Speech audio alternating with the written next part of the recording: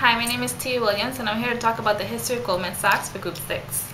The history of this prestigious investment bank goes back over 130 years. The founder, Marcus Goldman, a Bavarian, came to America in 1848 and worked as a salesman. After moving to New York City, he began the business of buying promissory notes and selling them to commercial banks for profit. He started this trade business in 1869. In 1882, he was joined by his son-in-law, Samuel Sachs, and then in 1885 by two more family members, and that's the year that Goldman Sachs & Co. was formed. The company soon started to gain business in other states and even the foreign market. In 1887, they began business with a British merchant bank called Kleinworth Sons. This connection opened the doors of foreign financial services to the company. They soon started to expand with clients such as Sears Roebuck and Rice Sticks Dry Goods. They expanded in a physical sense with two more offices in St. Louis and Chicago.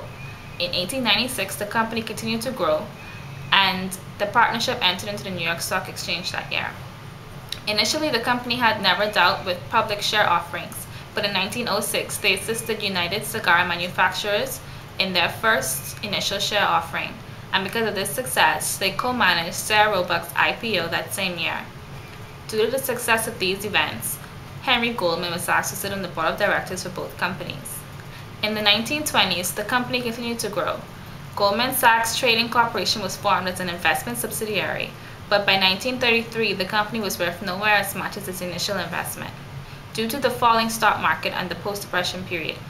This company managed to recover from the Depression period, and during its recovery time, Sidney J. Weinberg became a partner of the company. He was only the second non-family member to hold a high position at this company. After the Securities Act of 1933 was formed, the company strengthened and broadened its securities services and began to take over smaller firms in various cities across the Mideast area.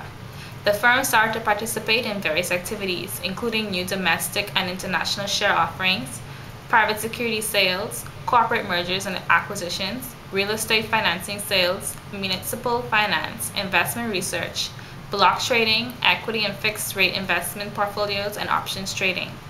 Goldman Sachs' most important co-managed IPO was that of Ford Motor Company in 1956, followed by the largest block trade ever made when they traded a single block of Alcan aluminum stock in 1967. In the 1970s, with the ups and downs of the booming oil industry, the company grew due to investments revolving around the oil and energy business. In the late 1981, Goldman Sachs diversified their company by taking over J. Aron & Company, a commodities trading firm that dealt mostly with precious metals, coffee, and foreign exchange. This acquisition allowed Goldman Sachs to step foot into the South American market. Goldman continued acquiring other companies. In 1892, when they took over a merchant bank in London called the First Dallas Limited, they renamed it Goldman Sachs Limited. During the time when leveraged buyouts were becoming popular, Goldman Sachs decided to stress its transaction work rather than undertake LBOs. The market crash of 1987 proved that transaction work was not going to cut it, and the firm started to lose its clients to more aggressive firms. Major employee downsizing had to be done in the company, and in 1989, Goldman tried to bounce back with a new pump of capital into its veins. It formed a 10-year consortium with 7 insurance companies that gave them $225 million worth of new capital. In addition to its existing companies, they created a holding company called Goldman Sachs Group, along with many subsidiaries.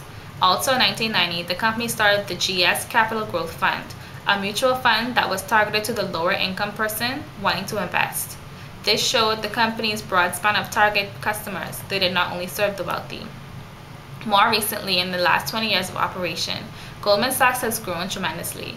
In the early 90s, the firm struggled with growth and decline throughout the entire decade. They dealt with the laying off and hiring of new employees in large quantities. All this was due to new securities laws and the retirement of older partners.